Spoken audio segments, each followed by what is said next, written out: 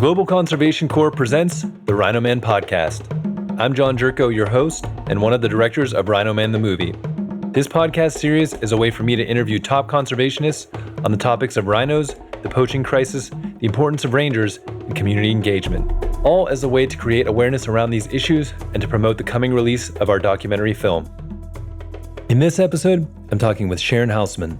Sharon is the CEO of the Greater Kruger Environmental Protection Foundation, or GKEPF, which was established to assist with protecting wildlife and combating environmental crime across the region.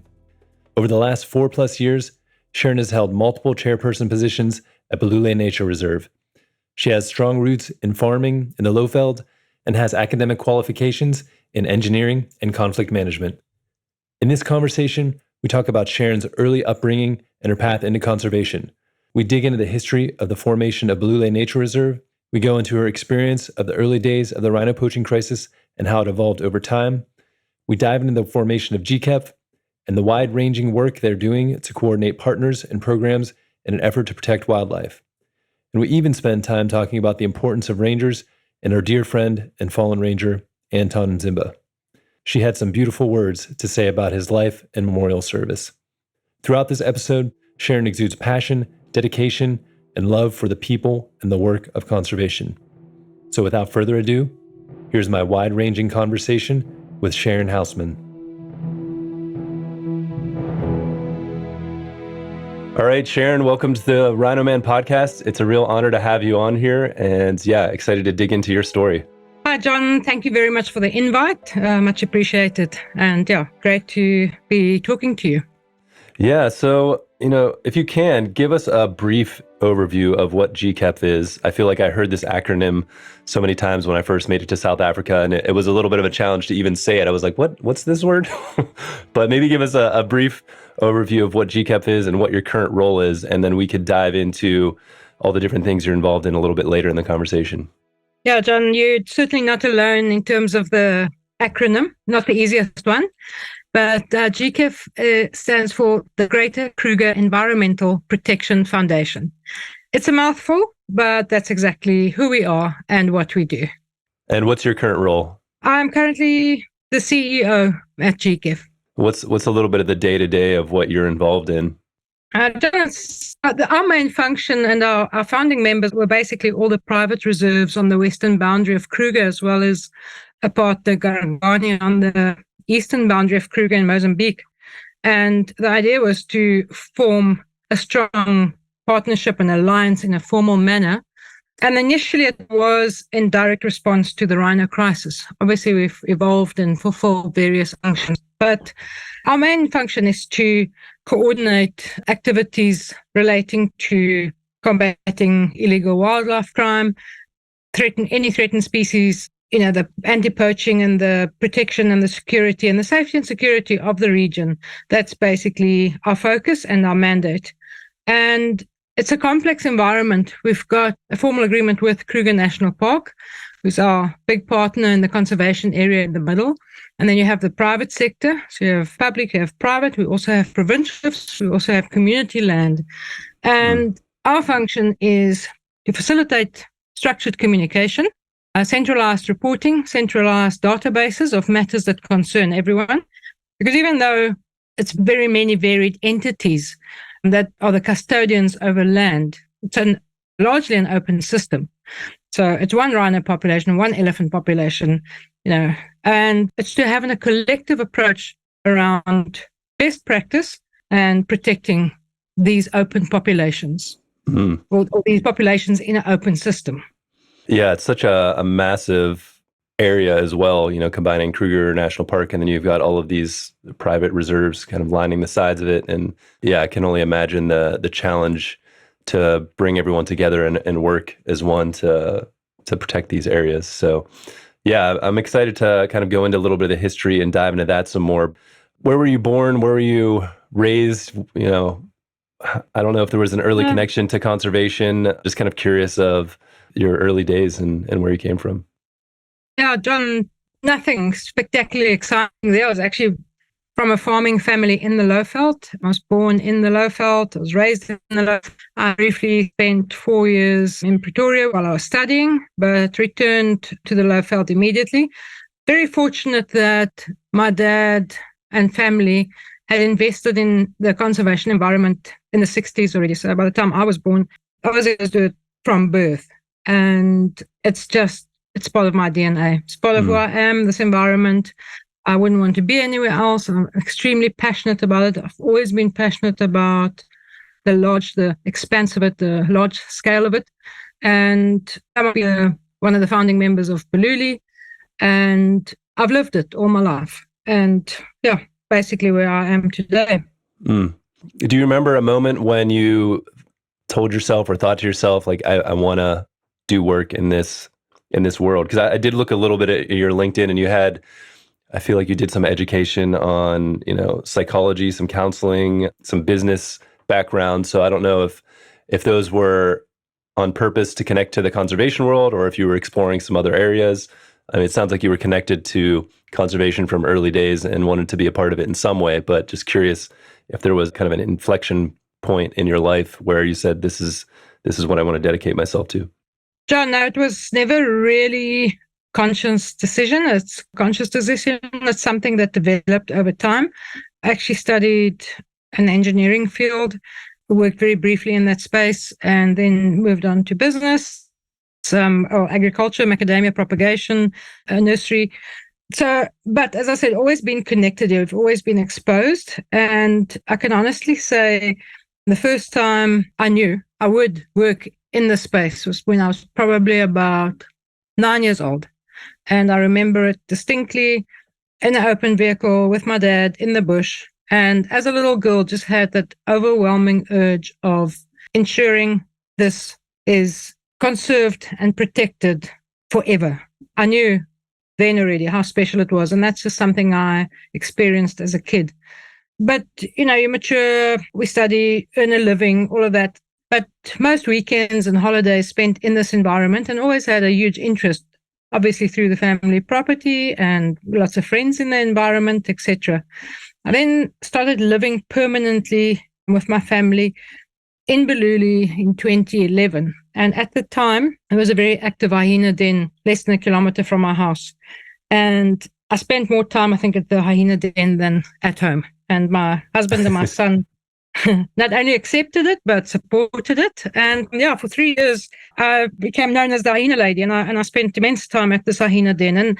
And basically, when I spent so much time there, and you start understanding a lot more detail and nuances of the environment that we're in, it just became an overwhelming urge for me to be more involved in ensuring the preservation of this area. And at the time, I actually came back and looked at the title deeds, etc. And most of this area was still classified and zoned, and registered land use was agriculture, which is a big vulnerability for conservation land, because mining is allowed on agriculture land. Agriculture obviously allowed. So I started the process of declaring this region as a formal nature reserve. Through that process, which sounds simple, basically it was a 7-year process and lots of assistance and combined efforts later, we managed to get that right. But through that process, I got more and more involved in the governance of Balule. And it was also during that same period that the first rhino was poached, the second rhino was poached. It escalated out of proportion at such a rate that, absolutely nobody knew what to do. In early days, it was just absolutely horrible. And living here, being this passionate about this environment, I couldn't be a bystander. And I was elected chairperson of Balule in 2017, and I basically took it with one purpose, and that was to make a difference in the poaching that was happening in Balule at the time. And that's where it really all started. With incredible commitment from a lot of people within this reserve, we managed to turn that tide very successfully. And that's a different story. It was a very hard time, but also very rewarding, because we are reaping the rewards. We have not lost a rhino in Balule for over 800 days now. Wow. In 2017, we lost 17 rhino. And it took a lot of effort and a lot of commitment from many role players to make that change. And that's basically how I really formally got involved. Being a chairperson of a reserve is an elected position. It's not a paid position. So I was still juggling a business at the time to support my family and myself.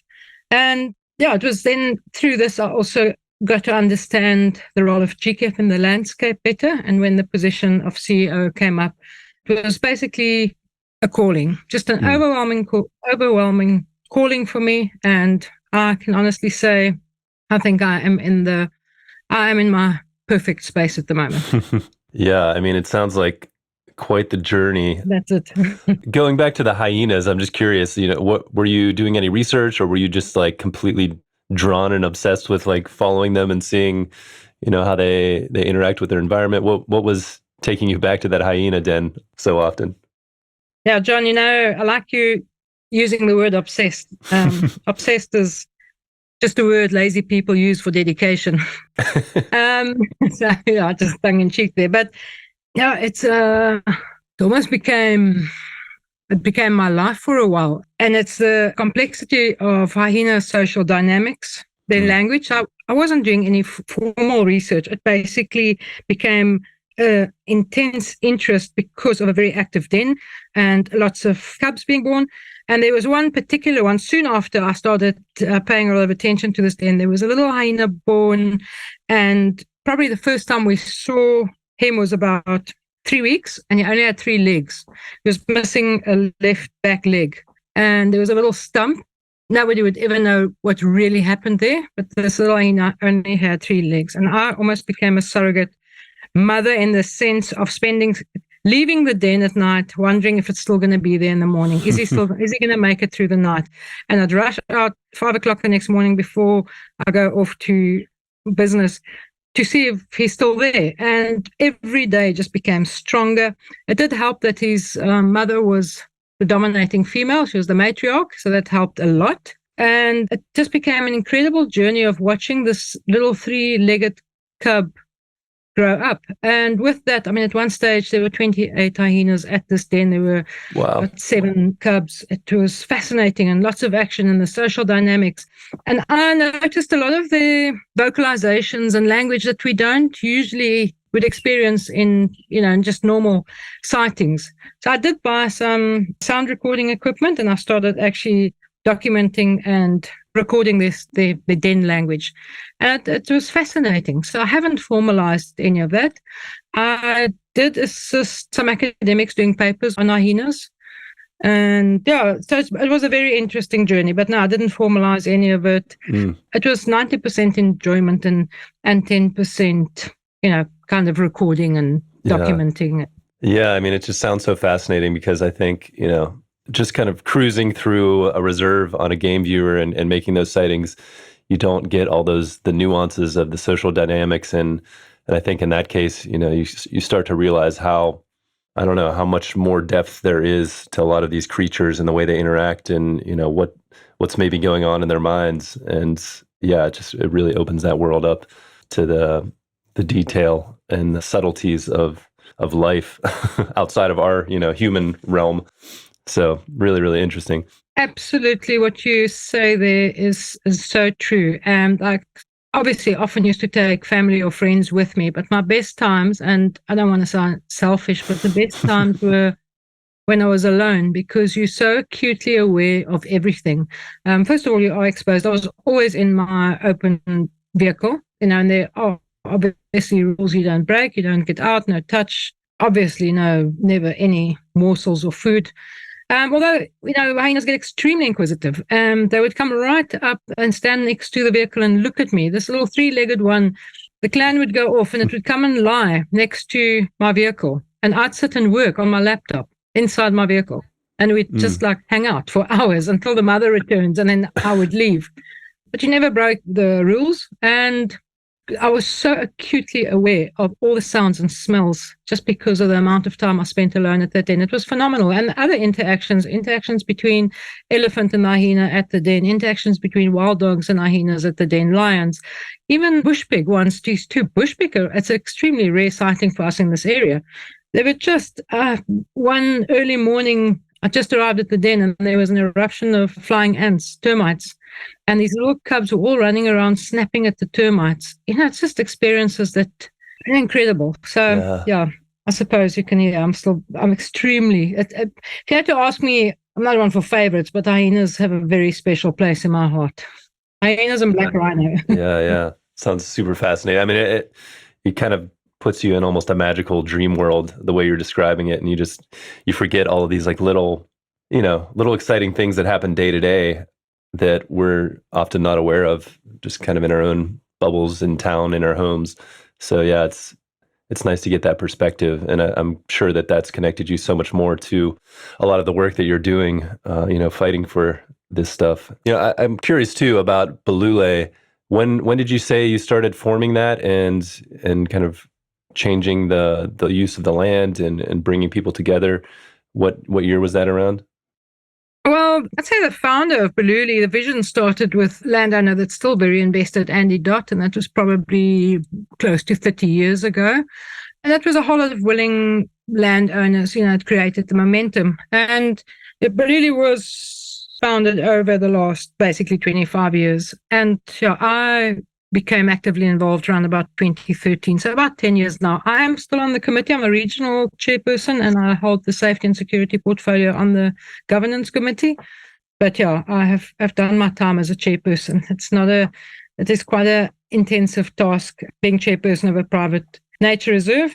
And when GKEPF came up, I had to give that up just simply because I knew I found my one big calling and I wanted to give it everything. And it literally, my every waking hour revolves around my work.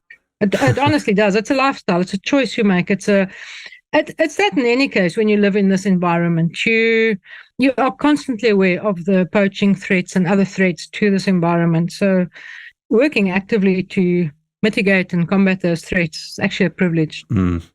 Yeah, and kind of when you said you got involved in Balule, just looking back at some of the numbers, I feel like that was right around when this rhino poaching crisis was starting to peak, which I think was around 2014, which, over 1,000 rhinos a year in South Africa for 4 or 5 years in a row. And just curious from your experience, do you remember when you first noted this becoming a problem and what was your initial reaction? We were obviously aware of it when it first started in Kruger, because Kruger is not a distant cousin. It's a big sister or a big brother. And when the poaching started there, you kind of thought, is this going to affect us? What's going to happen? And then, of course, the rate at which it escalated, it wasn't if, it was when. And at first you think you're lucky. 2011, no losses. 2012, we're really lucky. And then we lost the first one in 2013. And I remember it really hitting home. Like, what is this about? How bad is this going to get? Are they going to come back? Will there be more? And it just escalates at a rate that nobody was prepared for. We're wonderful, dedicated wardens that to overnight become soldiers. And, our rangers that were ecological rangers had to get training in weapon handling and things like that. It was just horrific. It was horrific. So, I was aware of it from the start to the point where I almost become depressed when it got almost out of control. And the tragedy about poaching is when a reserve is under such severe attack and you're losing rhinos and you're fighting incursions multiple times a week, the stress it puts on the people is, we just haven't begun to comprehend that. And unfortunately, a response of human nature under those circumstances where we all felt so debilitated causes a lot of friction. So a huge amount of friction amongst colleagues and amongst landowners and amongst inter-reserve. And, it's human nature. You've got to find someone to blame for what's happening because we can't get on top of it. And there's this force that's stronger than us and we can't combat it fast enough. So that to me was as bad as losing the rhinos, is the destruction that it caused amongst good people. And I recognized that from the start, that this problem is much more than just that species. And it's, for me, getting involved, it was about, if we can't do something about this crisis, we're in trouble. And it was almost like an opportunity to use this crisis to build that resilience needed in the future, because there will be a different crisis. And I mean, the rhino, if you look at our national loss figures and the threats in other areas of the country, although this area specifically is doing relatively well at the moment, the threat is still the same for the country. And, just movement of the same syndicates. So by no means do we think, we've won this. By no means. Yeah, it just kind of gets pushed out to another area. I mean, I just saw the news in Namibia. They've been losing a lot of rhinos too. So they just kind of find the soft targets when somewhere figures it out and turns up security and starts making efforts. Yeah. It's all about finding the easiest way to make money, I guess, from a greed and criminal side. But I think it's really interesting. You got to experience that transition from rangers being more, ecological monitors and becoming more about the paramilitary side. And I'm kind of curious, what was that like? And you said that there was, I don't know, was it part of it just kind of that trauma that now I think we're still trying to deal with? I've been talking a little bit about this with some people on this podcast, but day to day seeing these rhinos being poached and then threats to your life as a ranger or even just someone working on the reserve, and how has that changed the way people, I guess, interact or, live life? That's a pretty deep shift. What was the most debilitating aspect of all of this was, unfortunately, the poaching syndicates infiltrating your people inside the reserve and corrupting them, and then they become complicit and involved. And dealing with that has been the most difficult aspect, because first of all, it creates an environment of complete distrust, and there's this horrific threat to this iconic species and to the people, and you don't know if the person next to you are involved and whether he's your enemy or whether he's your alliance. And that, to me, was the most difficult part. I think it was 2018, 2017, somewhere there, we had a rhino poached in one of the wilderness areas of Balule, and the warden of the area actually walked me in to that rhino and explained to me exactly what happened, where they sat waiting for the rhino at a pan. The rhino came to drink. You can see when he was shot how he jerked the skid marks in the mud, how he ran off, the blood all over the place, the blood squirting out of his body onto the bushes, into the ground. Kilometer and a half, bad shot, kilometer and a half, basically bled out. And the rhino died there, and they hacked the horn off, and off they went. And we were there the next day.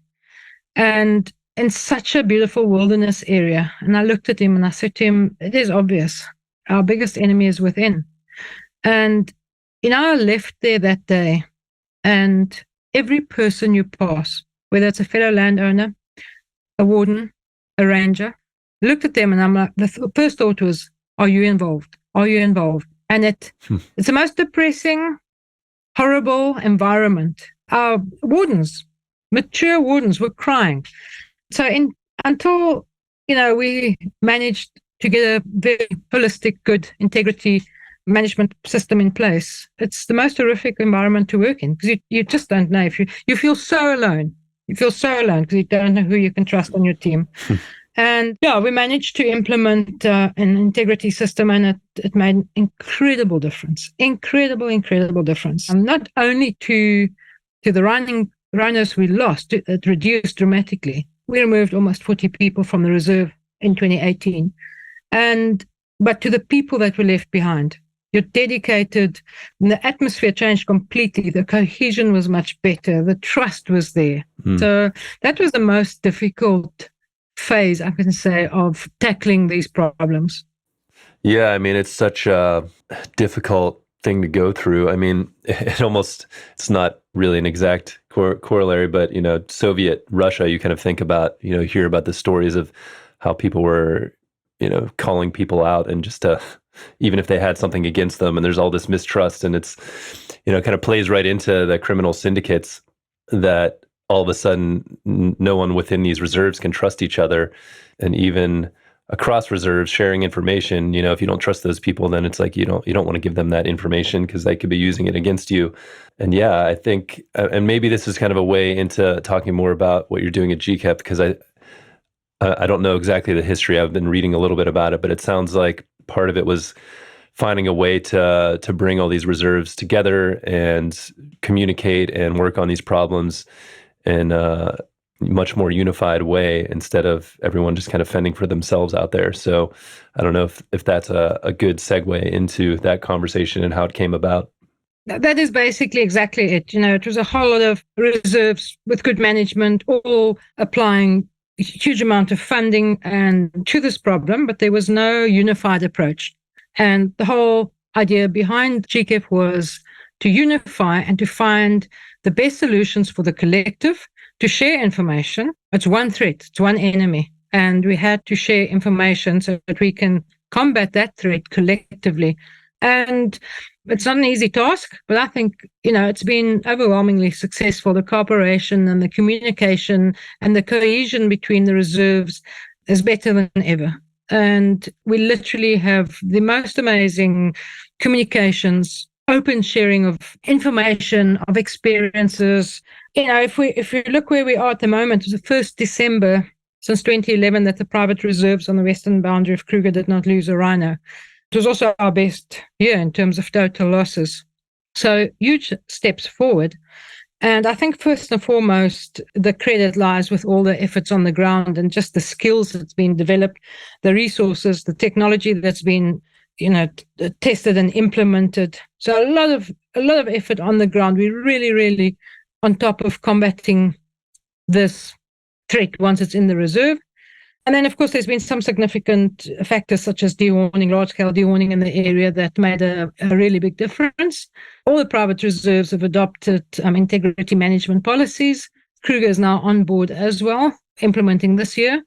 And then the role GKEPF played, pulling it all together, establishing minimum standards for certain operations and procedures, establishing cross-boundary protocols. What happens when you're on a follow-up and you reach the next reserve's boundary, etc. And facilitating all kinds of communication, quick communication, long-term communication, databases that's important to all of us. And then basically collective approaches. A collective voice is a lot stronger than an individual. And it has definitely contributed to a step in the right direction.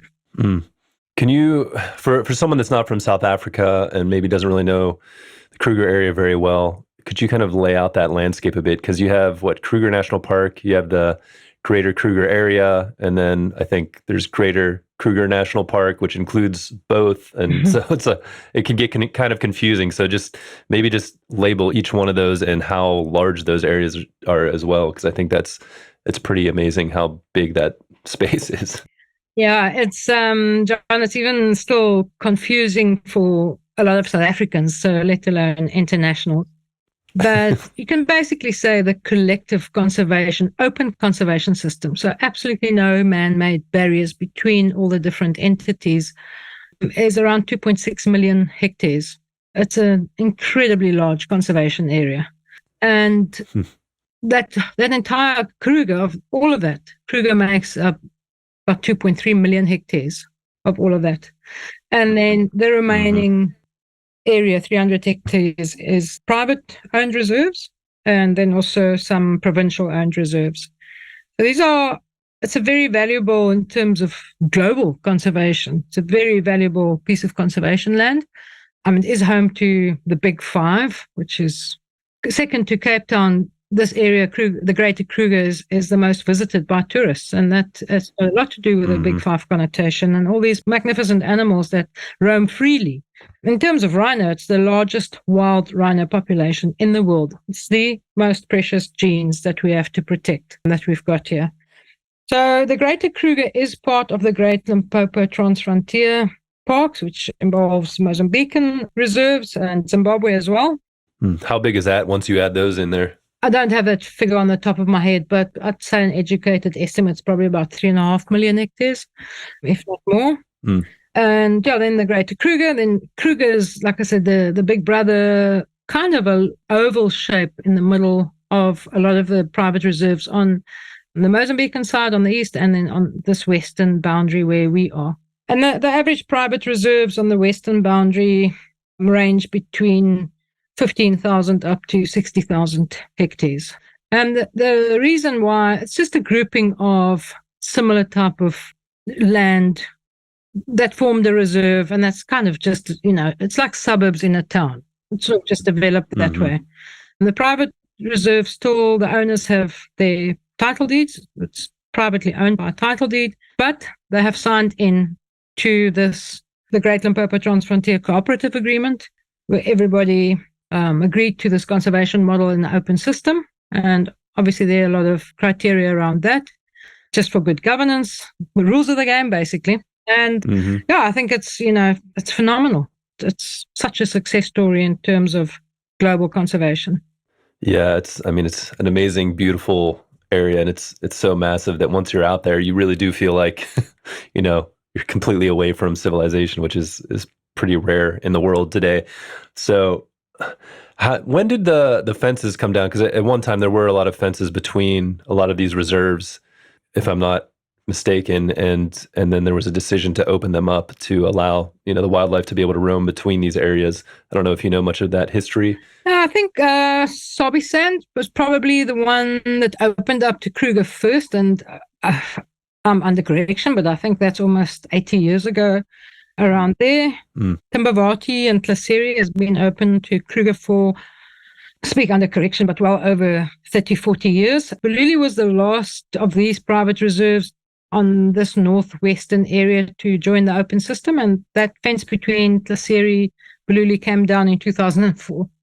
But then also smaller reserves such as Thornybush, beautiful, legendary Thornybush area, joined as well. They joined, I think about 10 years ago, joined the open system.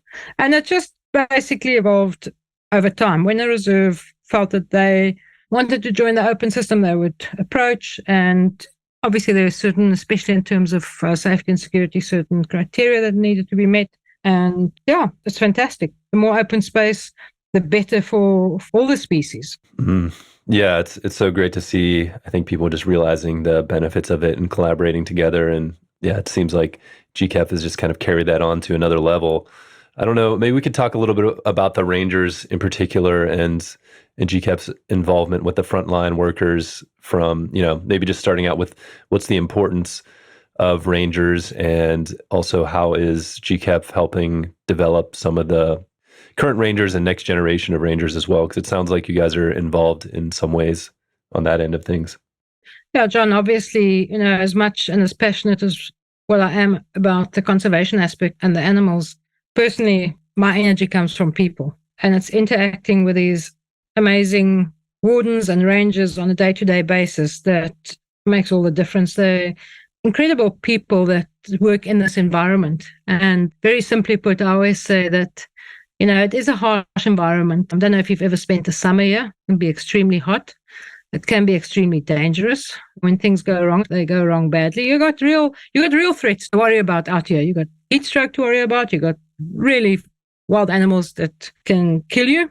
You've got snakes. You've got all kinds of things. And I think a lot of life becomes real when this is the environment that you work in. You have real issues to worry about, and a lot of other small, other issues disappear. So the people that work in this environment, they're earth people, they're connected, they're grounded. It's a fantastic environment to work in because of the people. And, wardens, rangers, gate guards, ordinary staff, they all play a role, and everyone plays an incredible, important role. And, especially with the rhino crisis that developed, and the role of rangers and the sort of paramilitary approach that was necessary to save these rhinos, you accept the vulnerabilities that people work with on a daily basis. And I think that also forms stronger bonds between people. And so, it's a privilege to work with amazing people. I love it. I love the people, love the rangers.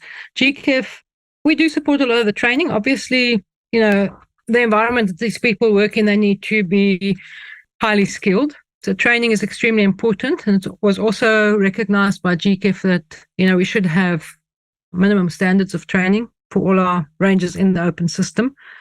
And, a lot of collective training and combined training are done just so that operations are seamless. And there are also always movement of staff, and that can be a healthy thing. It's personal development, it's ranger development. And at least, we all have the same basics in place. So from GKEPF's side, it's all always funding dependent. When funding is made available to us, we make sure that basics are in place. We upskill, leadership development, special development such as canine handlers, trackers, etc.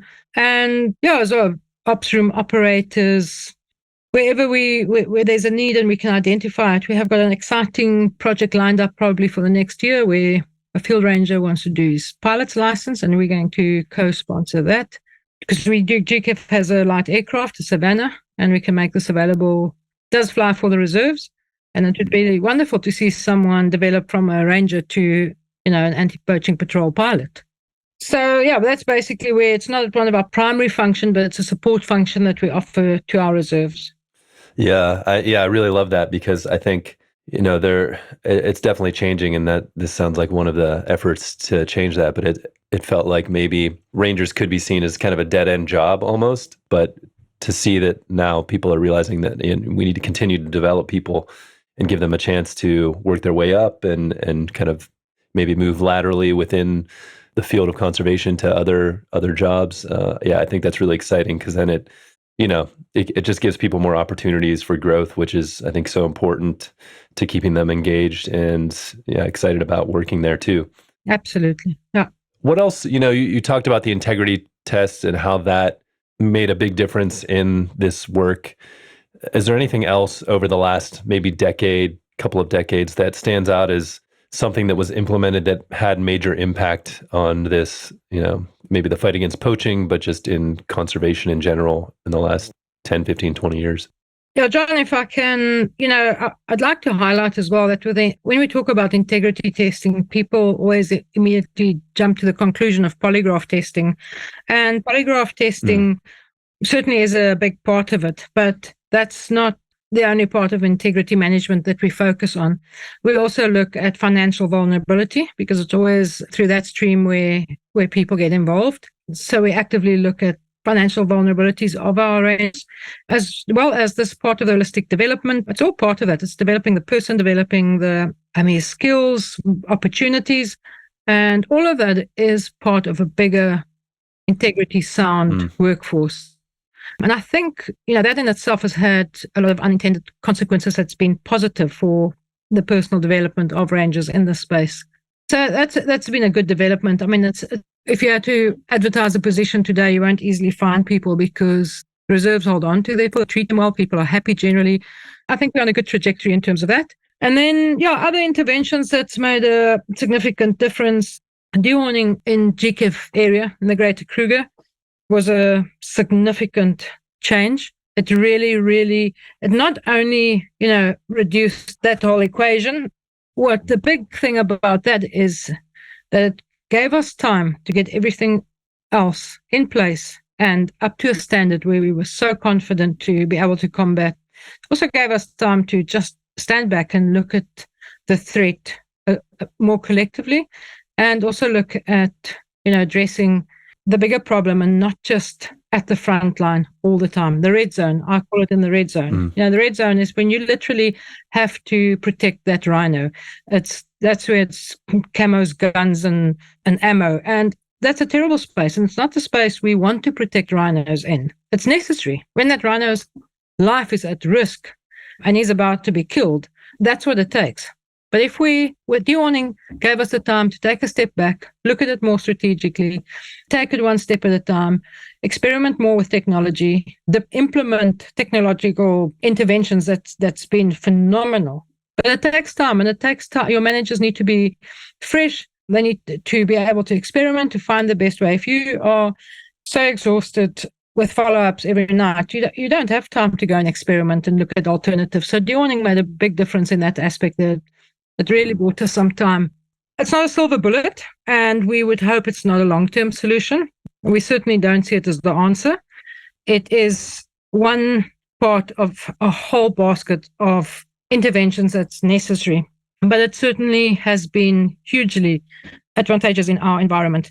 Good perimeter control, good access control, all those things make a big difference. And then, of course, the investment in your ranges, investment in the boots on the ground, and not just quality as well as quantity is what's important. Quality of the training, the quality of work environment, all of that is important. And yeah, just understanding the threat better has put us kind of at the moment a little bit on the front foot and not just on the back foot. And, also acutely being aware of what's happening in other areas, integrating into national plans that want to combat this as a collective. We're very active. I'm on the National RHINO Action Program Committee. We meet regularly. And I think that's all part of what's brought us to where we are. Mm-hmm. Yeah. Just so many different efforts happening, and the rhino dehornings. I feel like most people listening to this probably know, but rhino horn can be removed if you take it off properly without hurting the rhinos. And although I think a lot of people, probably at the beginning of doing this too, were like, hesitant or just sad to see those horns being taken off. But like you said, it just really de-incentivizes a lot of the criminals, because it's just, way less potential profit and takes away some of the reward side of it, and maybe kind of changes that risk to reward ratio in a way that keeps them from wanting to go in there. It's like I said, it's not a rhino's natural state. It's not what we want to see. But I've stood next to many, many carcasses, been a part of many calves ending up in orphanages and all the trauma that's involved with that.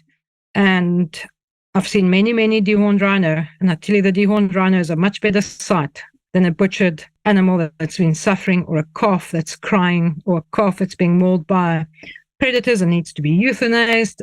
So dehorning at this stage is definitely the preferred scene. And I live for the day that, the wonderful thing about horn is like nails, it grows back. And I live for the day where that can happen. And I believe it. I believe we will get there. I do believe we will get there, where we'll be able to let those horns grow again. And that's what we will want to see. And yeah, the drugs and the veterinary skills are so developed that the trauma to the animal is minimal. The white rhinos literally, I've been present on probably close to 300 dehornings. And the white rhinos, literally, they reverse the drug. They stand up. They kind of look around a bit and they carry on grazing. And they walk off. It's phenomenal. Black rhinos are slightly more feisty. They go down angry and they wake up angry. But it was a necessary intervention at the time. It's not the answer. And you cannot dehorn alone and think it's going to be enough. So honestly, when we started dehorning, at first, I had many sleepless nights. You're very concerned about such a drastic action.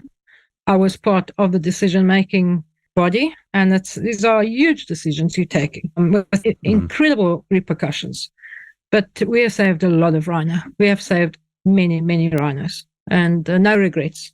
To date in the private sector, you need to do maintenance dehorning as well, because obviously horn grows, so around anything between 18 months to 2 years to whenever it's necessary. When there's too much horn growth, you dehorn, you trim the horn back again. So to date, with the maintenance dehorning and initial dehornings, the private sector has probably been excess of 2,000 dehornings done, and we have not lost a rhino or seen a significant impact from the dehorning. Yeah, it's a pretty amazing thing to witness. I've been on one of them, and just it's definitely a logistical challenge. Yeah, but I feel like some of the teams have just gotten so good at it now. It's pretty amazing. I know this is a little tough to talk about, and Anton Mzimba, he was a close friend, and also he's one of the lead roles in our film Rhino Man, which we're releasing later this year, and super special human, just like one of the most amazing people I've ever met.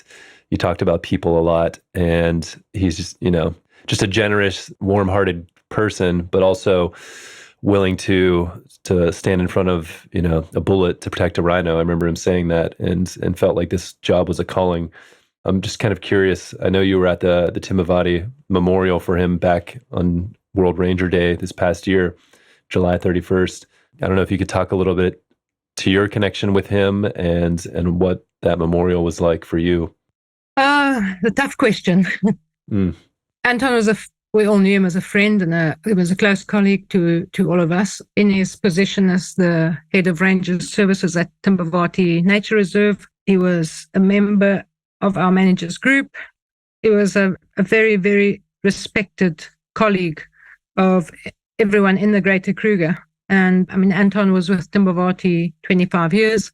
He was my go-to person on the ground if I needed to have a real heart-to-heart with someone.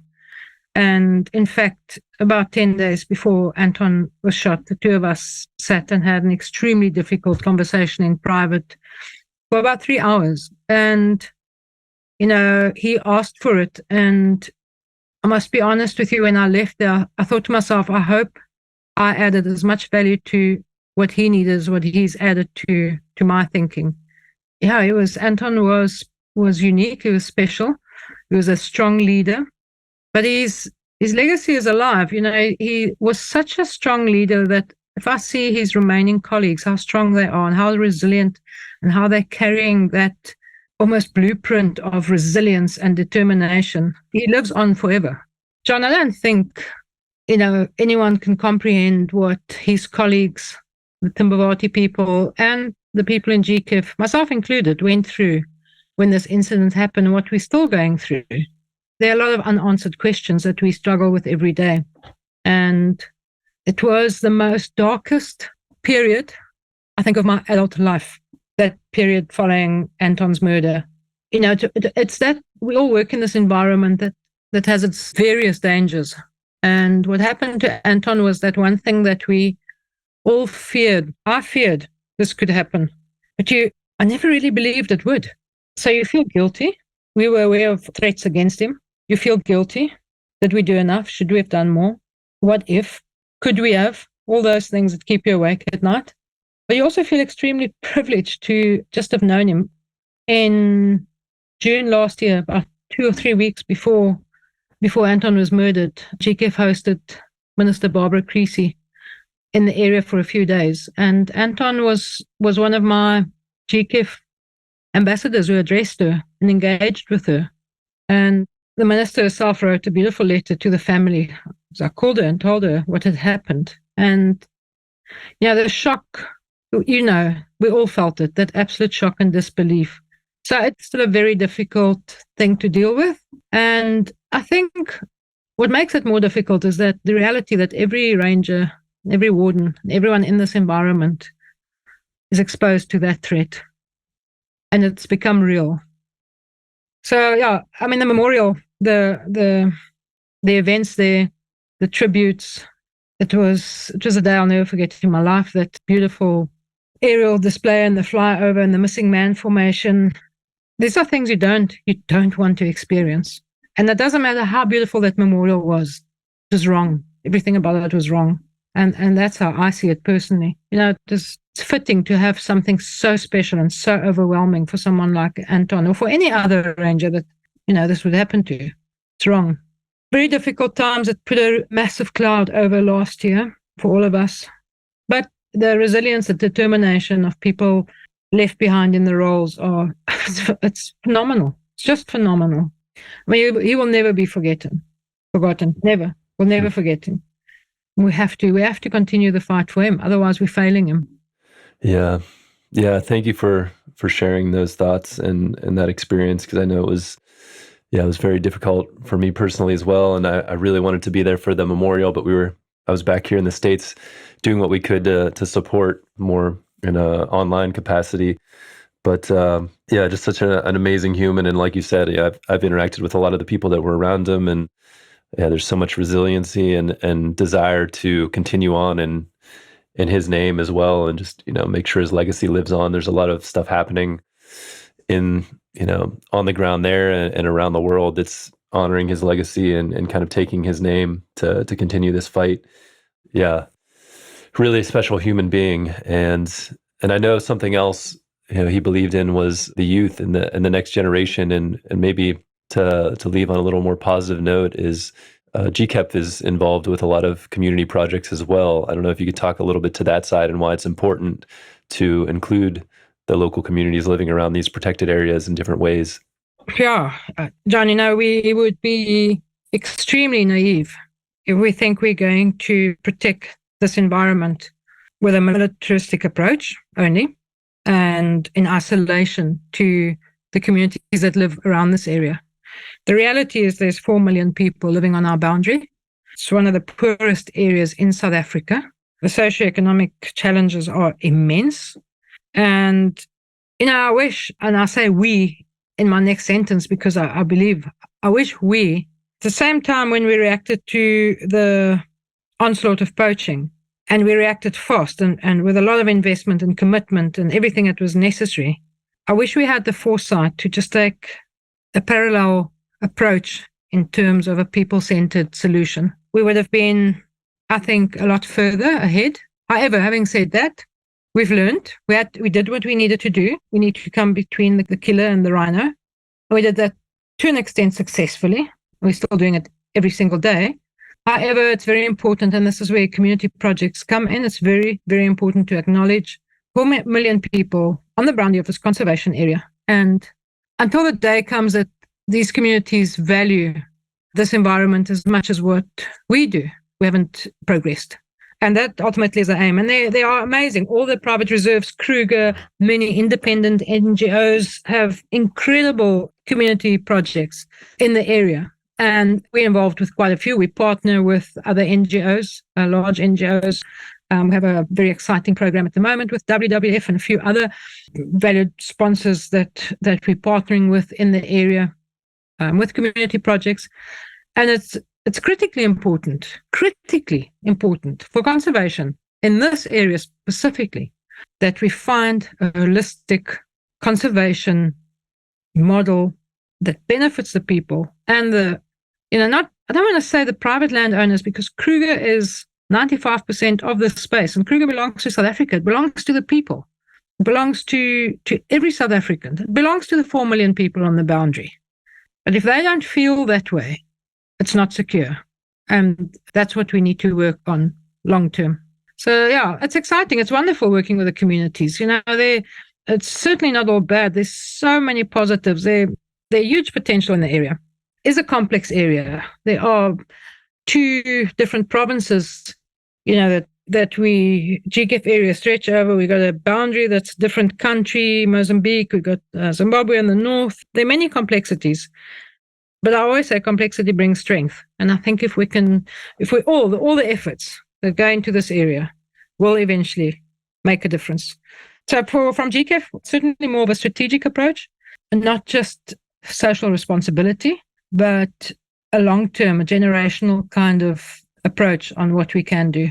And yeah, it's wonderful to have. And something maybe I haven't mentioned throughout this discussion is the importance and the value of partners in the landscape. The responsibilities are immense. No entity can achieve the goal of conservation in this space on its own. Ourselves, GKEPF, very reliant on donor partners, and we have got wonderful international donor partners.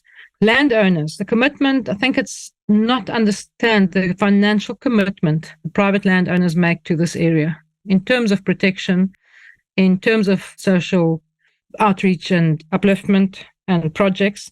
So private landowner funding has really underpinned the viability of this area. And the development of the tourism market that basically developed over the last 20, 25 years, critically important to the area. So it's all these different role players that's important and needed for the conservation model that we're striving for in this area.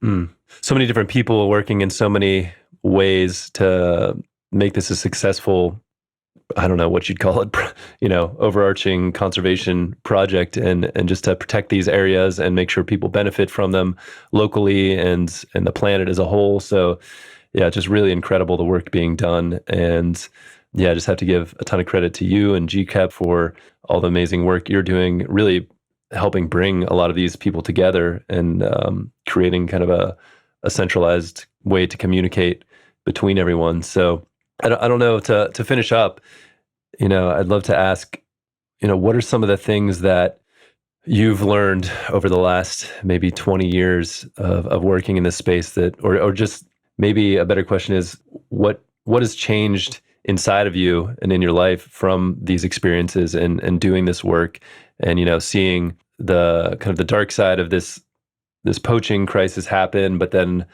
all of these people coming together and working in a collective way. I don't know. I feel like there have to have been looking back, some revelations or things that have changed in your life or ways of seeing life Just really curious. I think what's been extremely positive and in a sense really motivating is the recognition globally of the importance of this conservation area and the support from people, organizations, etc. It's as custodians and people that live and know the landscape, it's our responsibility to do what we signed up to do here. And the overwhelming support that's getting is very motivating.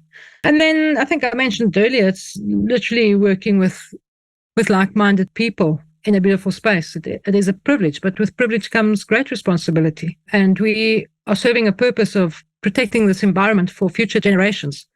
And to me, that's the beauty of what we're doing. There's such purpose behind a difficult job. I love that. And it energizes me every day.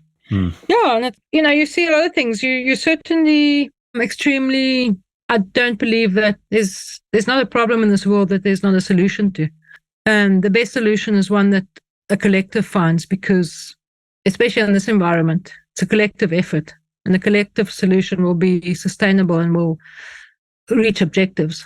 So I am a group person, I'm a people's person, and it's wonderful to work in an environment where that's embraced and accepted. I believe in collective actions. Yeah, so yeah, that's inspiring, positive, finding solutions, if that. Really well put. And yeah, I just want to thank you for all of the amazing work you've been doing over the years and the efforts of GKEPF. And yeah, I mean, I feel like there's not many places I've been in the Kruger area that I haven't heard of, GKEPF doing some amazing work.